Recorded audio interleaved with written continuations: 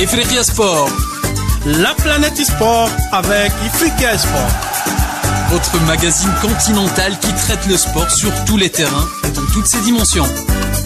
L'Afrique et le sport ne font qu'un.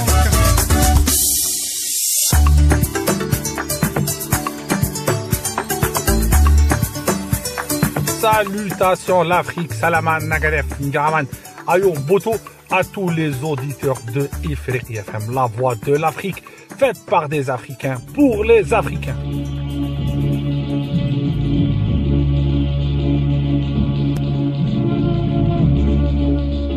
En ce 1er novembre, une pensée pour nos gloires, martyrs, les martyrs de l'Algérie, les martyrs qui ont fait la révolution algérienne en ce 1er novembre 1954, sans oublier l'équipe du FLN, l'équipe du Front de la Libération Nationale, l'équipe qui a fait vibrer le monde, l'équipe qui a utilisé la diplomatie sportive pour la première fois à travers l'histoire mondiale, l'histoire du sport.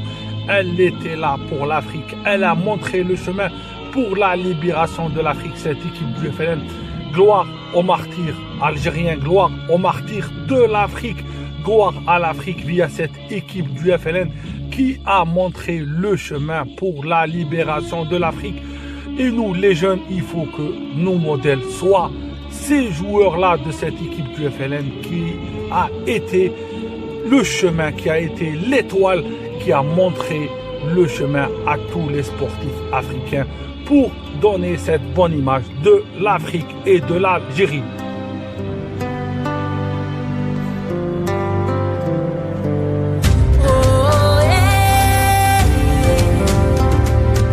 Mes sœurs et frères, vous êtes les bienvenus à Ifriqiya FM. Ifriqiya FM, aujourd'hui, notre émission, elle est spéciale marketing sportif. On continue sur notre lancée du marketing sportif en Afrique. Avant cela, je salue tous nos auditeurs, les auditeurs de la diaspora, de l'immigration africaine en Asie, en Europe, en Amérique du Sud, en Amérique du Nord, en Océanie, en Australie. On est là, on vous aime, on est content de vous, de vos exploits au niveau universitaire, au niveau sportif. Ifriqiya FM et Ifriqiya Sport, ça m'a permis de découvrir le potentiel sportif africain et intellectuel à travers le monde.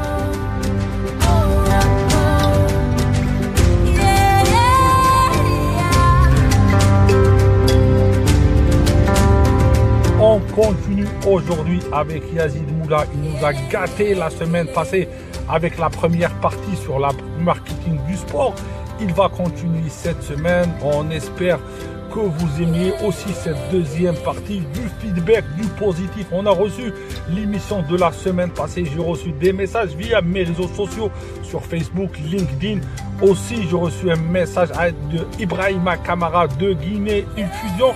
On a reçu un message de Fatou Lala de Côte d'Ivoire, journaliste ivoirienne. Mohamed Chega, notre fidèle auditeur du Niger, il nous a envoyé un message. Merci pour vos messages. J'ai pas pu répondre à tout le monde, mais je vous remercie de votre écoute et je vous remercie de votre, on va dire, fidélité pour l'Afrique. Avant notre émission d'aujourd'hui, on va parler un peu d'actualité sportive qui va toucher notre cher continent.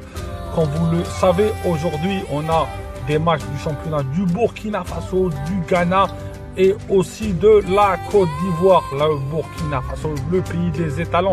6e journée, l'AS Douane va jouer le club de Vitesse.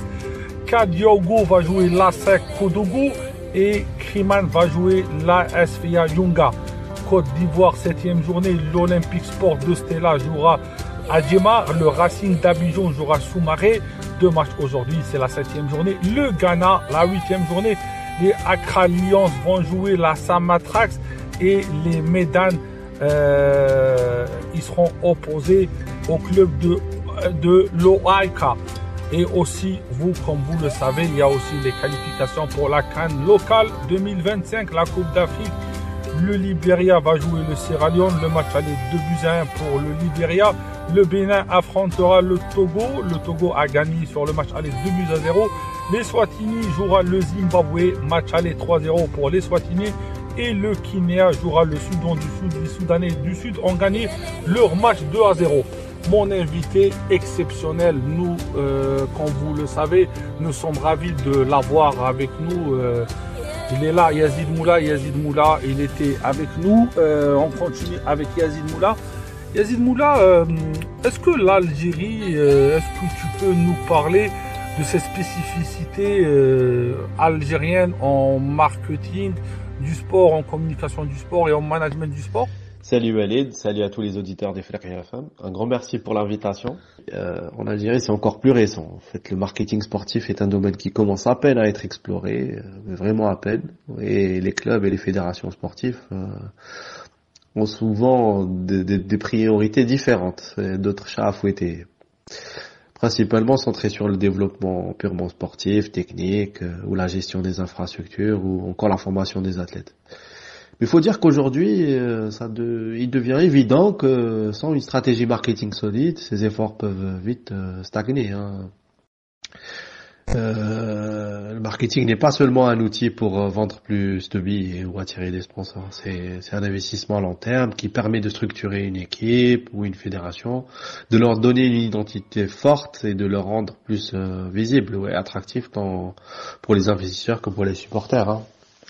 Et je pense qu'avec notre agence, avec Pulsar, nous avons justement une mission de démontrer aux acteurs du sport en Algérie que le marketing n'est pas un luxe, mais un véritable levier de croissance.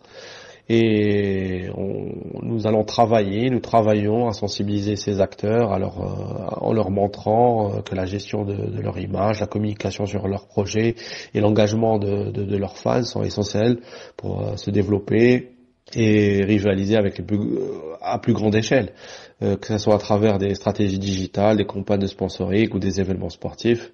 Et le marketing est un pilier fondamental du sport moderne et nous œuvrons pour que cette réalité soit mieux comprise dans notre pays, Inch'Allah.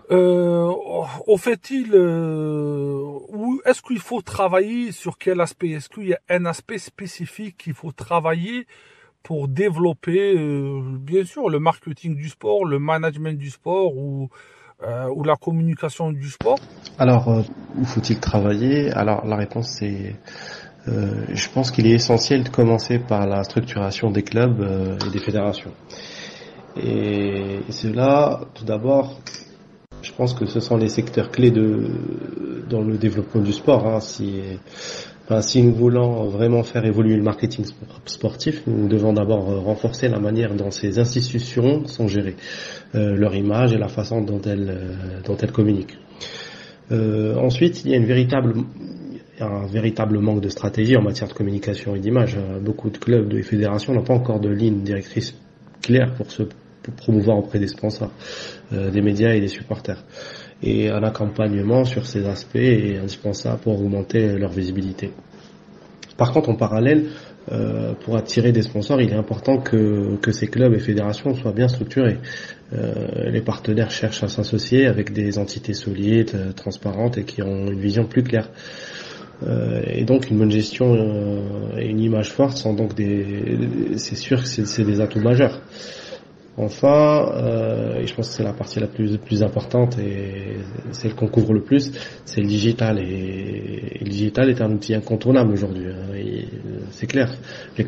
Et les clubs doivent l'utiliser pour être toujours connectés aux fans, vendre leurs produits dérivés ou renforcer leurs relations avec les partenaires.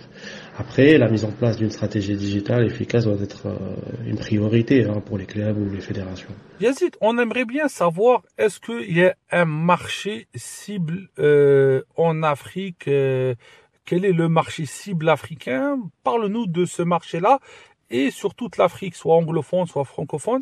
Après, pour ce qui est du marché cible en Afrique, après c'est assez vaste et diversifié. Mais en premier lieu, je dirais les jeunes. Les jeunes représentent une part importante de la population en Afrique, et leur passion pour le sport est immense. Ils sont souvent très actifs sur les réseaux sociaux, ce qui en fait un public clé à atteindre en plus. Ensuite, il y a les entreprises locales et internationales qui cherchent à s'associer à des initiatives sportives, que ce soit par le sponsoring ou la responsabilité sociale des entreprises. Il y a également des opportunités avec les fans de sport qui sont souvent très engagés, prêts à soutenir leur club, comme on voit actuellement avec le Mondial d'Alger et l'engouement qu'il y a autour du club. Enfin, les organisations gouvernementales et non gouvernementales qui œuvrent, eux, pour le développement du sport à travers des programmes éducatifs, d'éducation ou d'infrastructure, et ça représente également une cible importante, hein, donc c'est un peu vaste.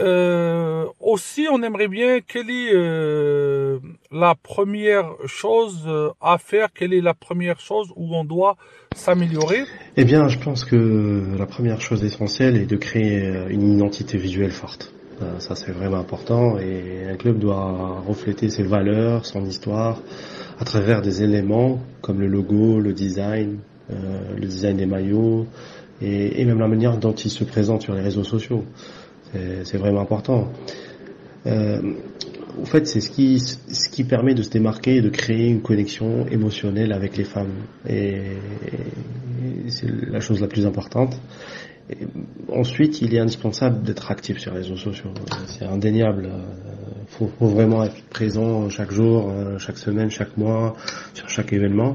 Et les clubs doivent partager du contenu engageant, authentique, comme des vidéos, des coulisses, des interviews avec les athlètes, ou encore des moments forts des matchs après. Ça dépend de la ligne éditoriale mise en place. Après, cela permet non seulement de garder le contact avec les supporters actuels, mais aussi d'attirer de nouveaux. Un autre aspect important, c'est d'organiser des événements communautaires, des journées portes ouvertes, pourquoi pas des visites du stade, des rencontres avec les joueurs, ou d'autres initiatives locales permettant au club de tisser un lien direct avec la communauté et de créer un sentiment d'appartenance chez les fans.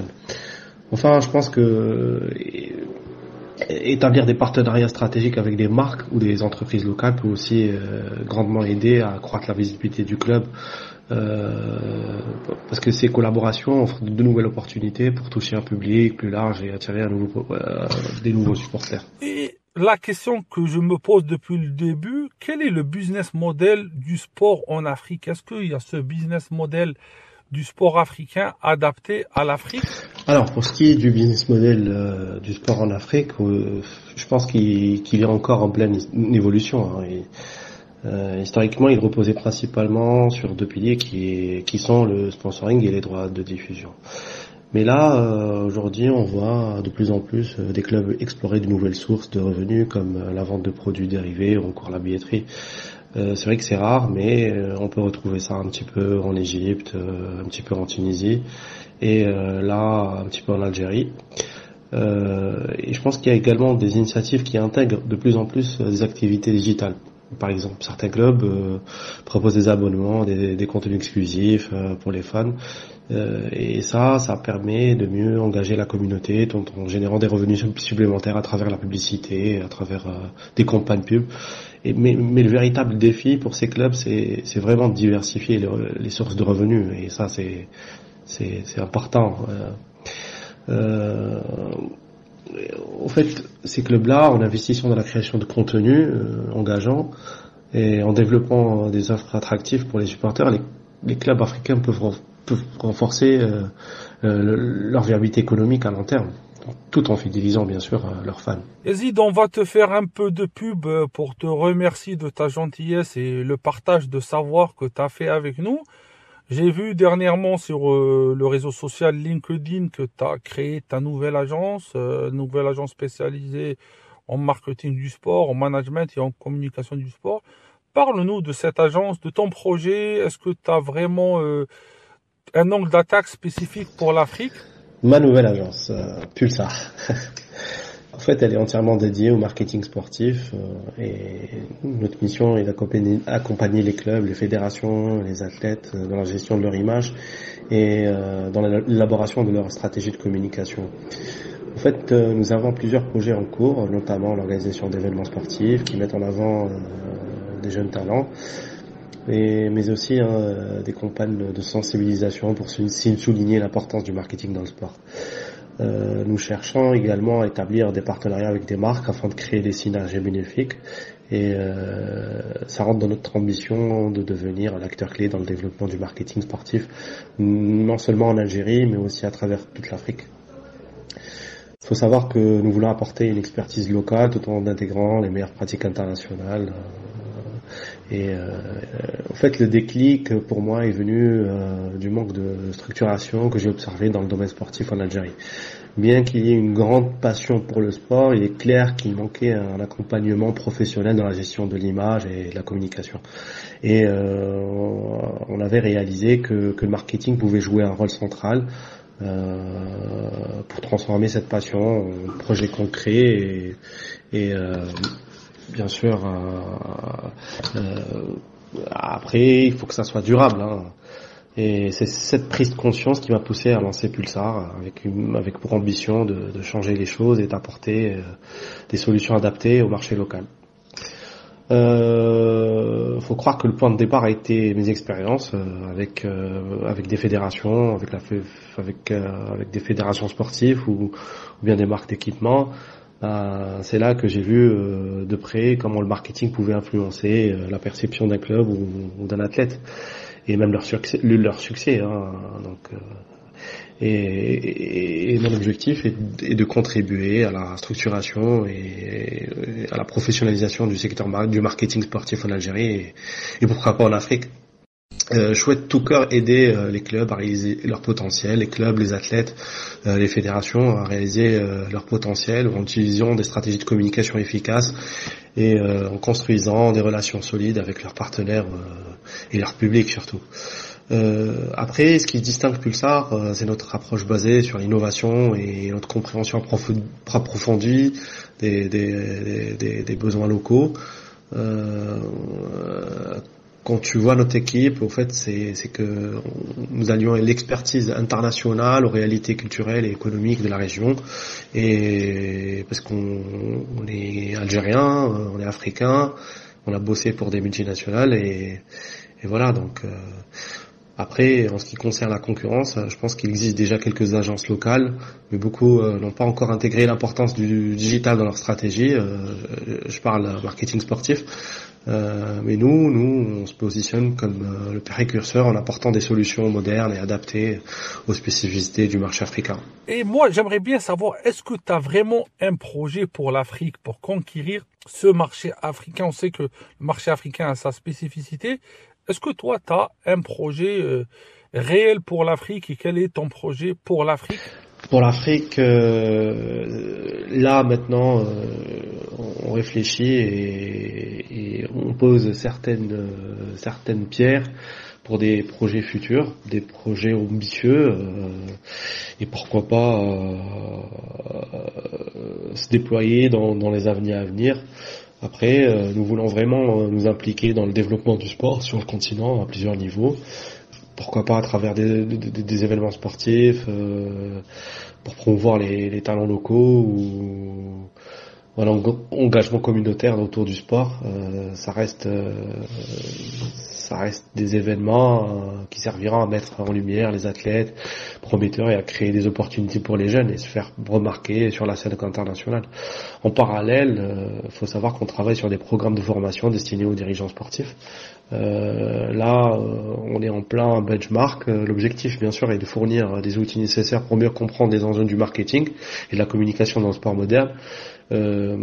Cela inclut bien sûr la gestion d'images, de marques, la monétisation des plateformes digitales, la création de relations solides avec les sponsors et partenaires. Et nous croyons fortement et fermement que ces formations peuvent aider à transformer l'approche des clubs et des fédérations en matière de gestion stratégique. Et enfin, on envisage de lancer des initiatives à responsabilité sociale pour encourager la pratique du sport chez les jeunes, en particulier dans les zones défavorisées. Pourquoi pas engager des clubs algériens à aller vers de nouvelles contrées et faire la promotion du sport et aider les gens. Et nous voulons utiliser ce sport comme un levier de cohésion sociale et d'inclusion, car nous savons à quel point il peut être un facteur de changement positif. Et en fait, ces initiatives viseront à fournir aux jeunes l'accès à des infrastructures sportives, des formations, des opportunités de développement personnel à travers le sport. Et ces projets-là s'inscrivent dans notre volonté de devenir un acteur majeur du marketing sportif, non seulement en Algérie, mais dans toute l'Afrique. Et nous voulons bâtir un réseau solide de partenaires et d'initiatives qui renforcent non seulement les clubs, les fédérations, mais aussi l'ensemble de l'écosystème africain. Yazid, je te laisse finir. Un dernier mot pour les auditeurs de Ifriqi FM. Un dernier mot. Franchement, je pense que le sport en Afrique a un potentiel énorme et on a une passion incroyable pour le sport sur le continent. C'est fou.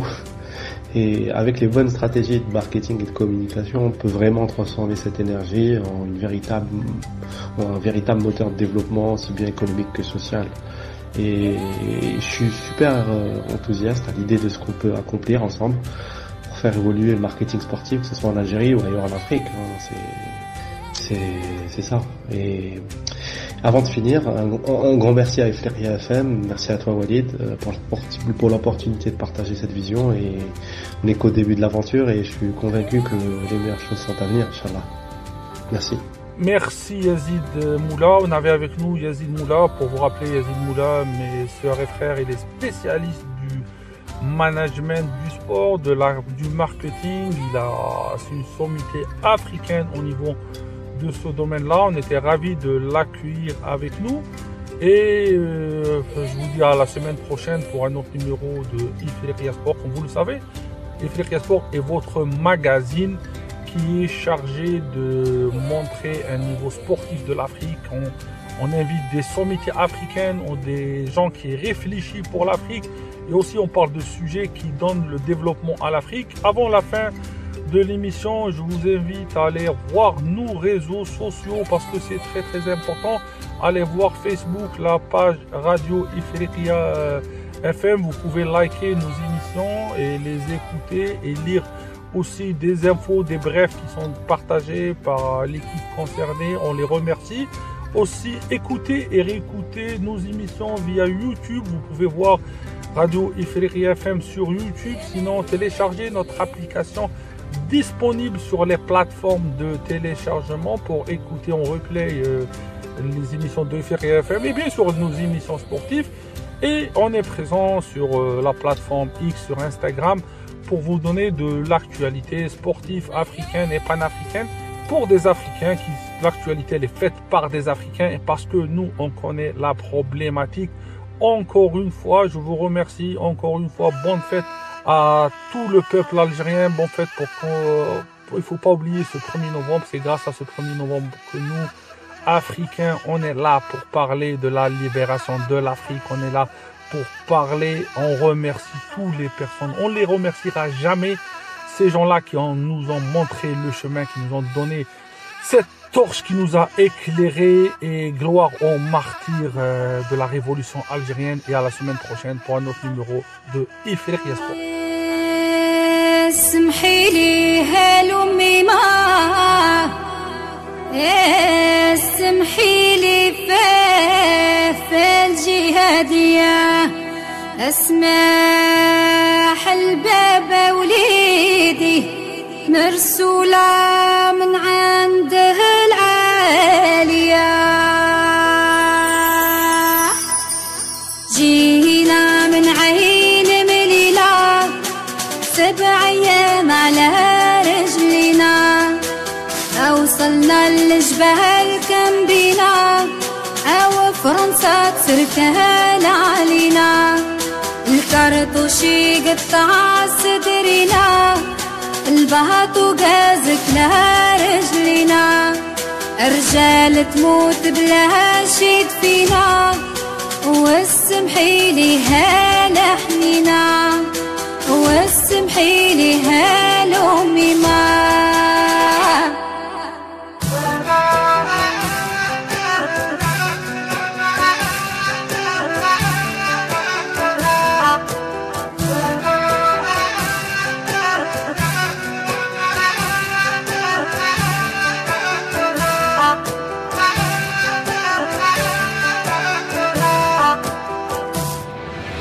والطيارة هاللي بكت في شهر رمضان اللي فات سمعت الأميمة وبكت قالت هذا وليد اللي مات اسمحيلي هالحنينا، اسمحيلي فالجهادي، اسمح البابا ولدي، مرسولة من عند العلي، واسمحيلي هالأمي ما.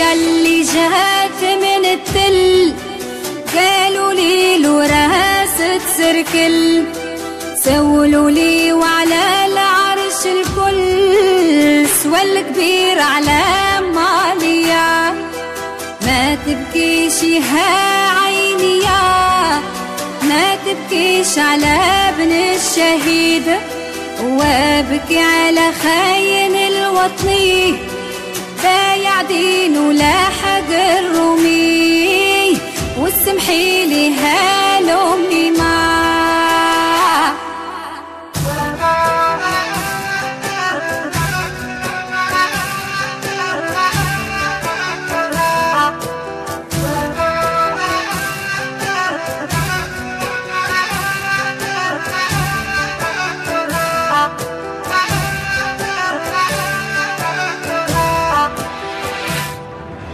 شبينا وعلى ابو حمامه، نلقى العسكر داير عمامه، الرفال على كتفيا، لا جمال على عينيا، وسالوا لي على يما وبابا، والفراق بيناتنا نبا، وقولوا لهم تبقاو بسلامه، نموت على وطني، واسمحيلي